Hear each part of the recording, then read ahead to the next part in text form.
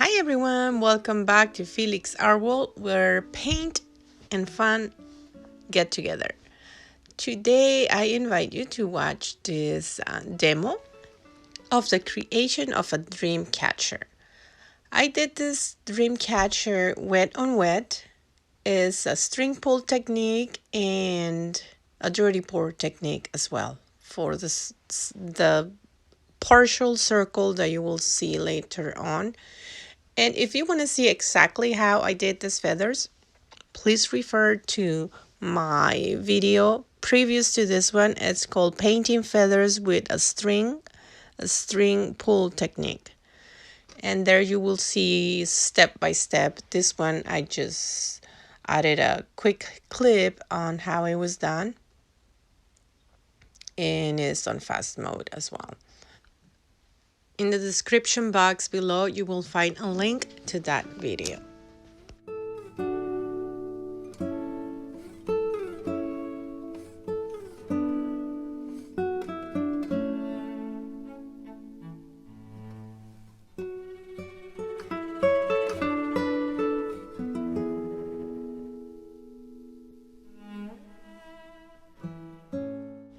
And perhaps this is not the best example of a successful string pull on to create feathers, because the base coat on this particular painting is way too fluid, too liquidy, and the feathers are getting distorted. Anyhow, the actual dirty cup pour turned out good. So it's a good example. This painting is a good example of what can be done even if some aspects go wrong. It still can be saved and turned into a beautiful piece.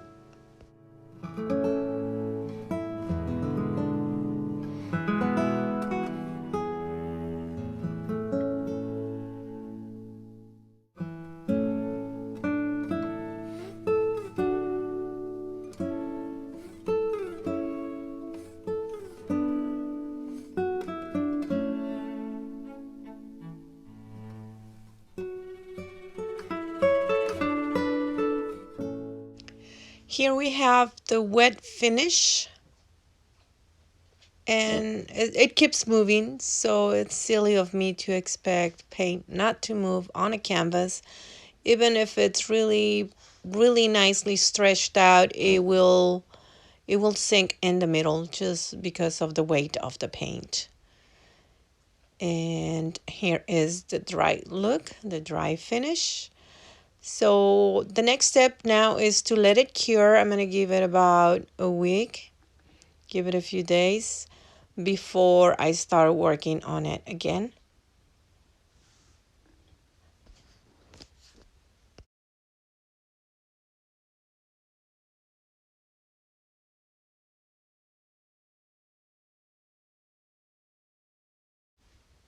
I will be using this black. I love this black. It's a high pigment and it has a really nice coverage. It requires only, most of the time, only one coat to cover like bright areas like the complete white section. And I already defined the the curve of the circle, which now it looks like a planet. It was not my intention, but it ended up looking like a planet. Going back to the black color, I really love the golden color, and I believe it's worth paying the price. It is professional level already, the one I'm using right here. So technically, my advice is, if you buy the Liquitex Basics, most of their colors are awesome. They have a lower pigmentation because they're the student grade, and that's how they make it more affordable, lower pigmentation. But their black is really hard to work with. That color doesn't stay together. It breaks down easy, and it requires a lot of layers of coverage. If you want something student grade, still affordable, but with a nice coverage, I will recommend Deco Art Americana. It's a acrylic paint, and it's really nice. It has a great coverage. On the first layer or second layer, you will get a nice coverage. I really recommend it. If it's too matte for you, not shiny enough, which it has no shine at all, I will mix it with Liquitex or Golden glossy medium. Mediums are clear, they dry clear, they just add shininess to your colors. So that will be a good option, or just varnish the finished piece at the end and everything will be shiny. Some kind of varnish. I will work with these detail brushes to give the feathers a different look and a nice detail.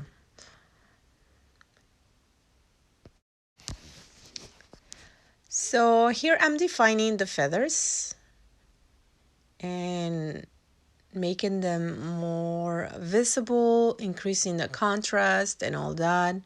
When I'm painting, I always keep a spray bottle with me to constantly be spraying my paints, because I live in the desert and acrylic paint dries really quickly.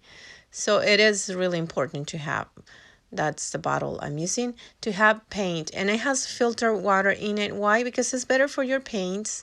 They'll stay better on the canvas or the surface, and it won't clog the tubing inside the spray bottle. And that other product is a retarder. It slows down the drying process of your paint. So a lot of times I mix my acrylic paints with it. Plus it lubricates and it makes them smoother, easier to work with, especially those basic Liquitex. It makes it much easier. And what the retarder is just propylene glycol. It hydrates, lubricates. It's commonly used in makeup and pharmaceuticals to slow down the drying process. So that's all it is. And you can buy it in bulk, order from LA or from Los Angeles, or just Google it to see where you could order in your area. Just don't tell the company Golden I'm giving out their secret, because they're gonna lose money, but you're gonna save money, and this is about saving money. And one more thing, the propylene glycol is only for when you're painting with brush and with full body or semi body, soft body acrylics, not when you're doing dirty pours. Q-tips are your friends. Keep them near on your desk while working, because when you are working wet over dry, it makes it so much easier to erase paint, to clean it up, and correct whatever mistake you've done.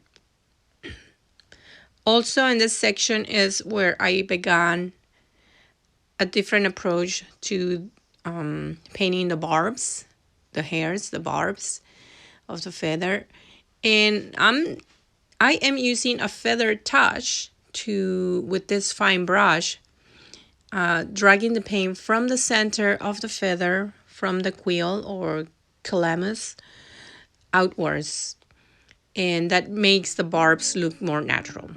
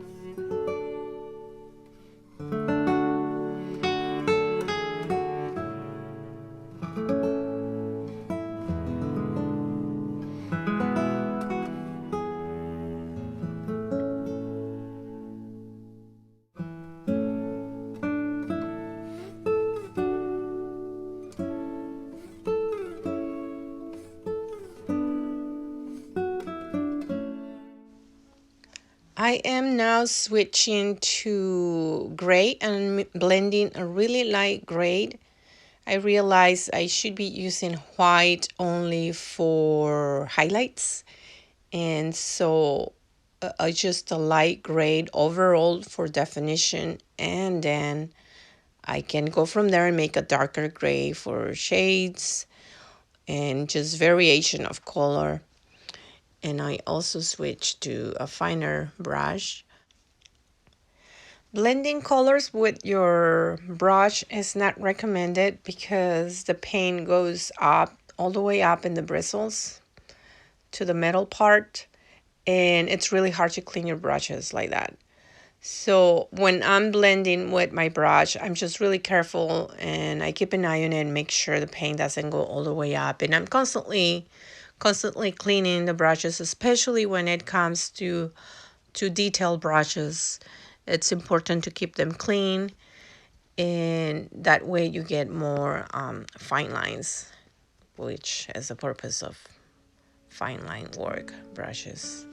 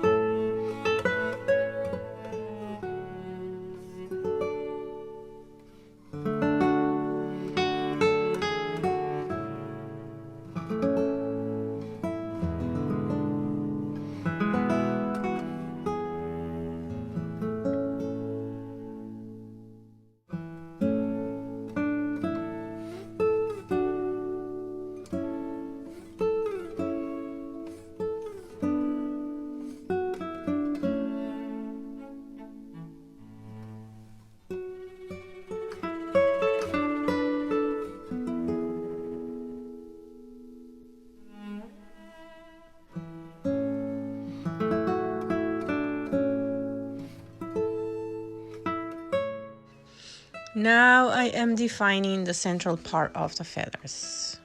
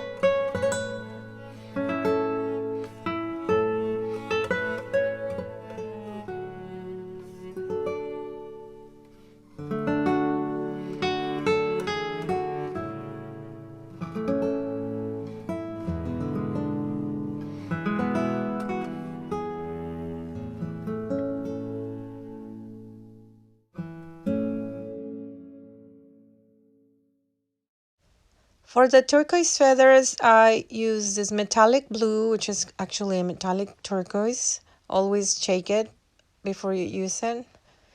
And I use that and tallow green. And the metallic on the inside the circle is the peacock metallic color, which is just more turquoise and less blue. And I find out that this worked out awesome.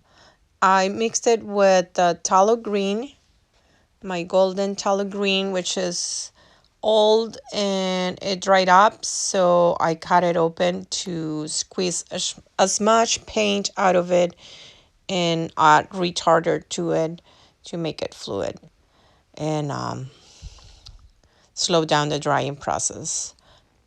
Tallow is spelled Phthalo, and it's an abbreviation for a really long name. So these tallow colors, especially the blue and the green, are your essential basic colors when painting seascapes, waves, tropical seascapes.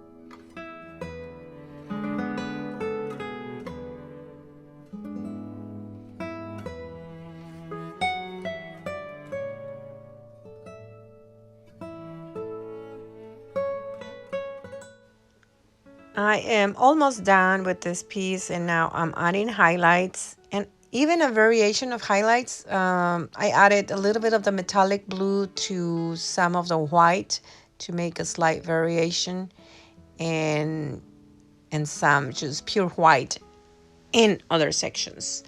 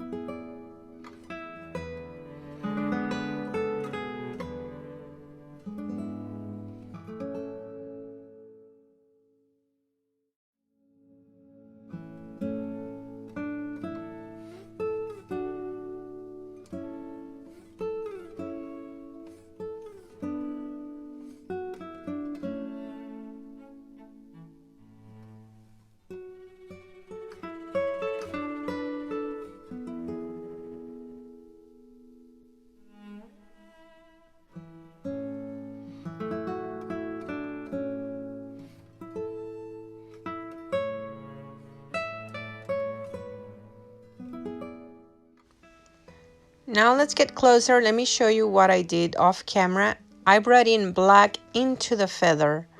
What I was doing up to this point was bringing the paint from the center of the feather outwards, and now I worked it inwards to give it a different, slightly more defined look. Not so much different, but more defined. And I'm gonna continue to do that next.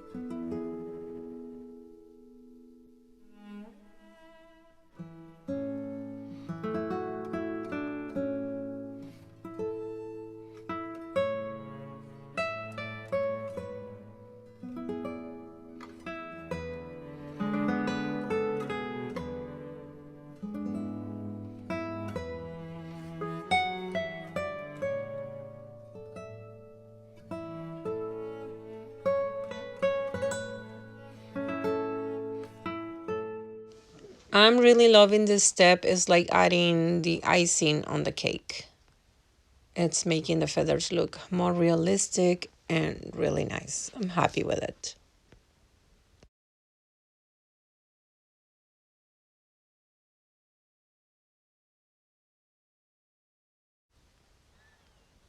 Now let's get closer.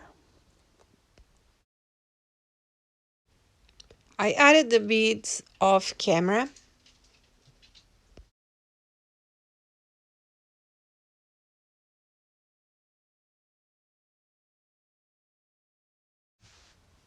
What I did on the beads is simply add the pure tallow green first, then the medium, then the lighter tallow to give it that spheric look. I also added this line to the curve to define the curve of the dream catcher. And all I did to a gray color, I added tallow green to give it that greenish neutral look. And now lastly, I will add a super fine black line along the curve because I felt it needed it. Well, thank you everyone for watching. You can follow me on my Facebook page. There you will find pictures of this work on Felix Art World. Links down below. And also on Instagram, Felix Art World. Well, thank you so much for watching. Hopefully you found this video helpful.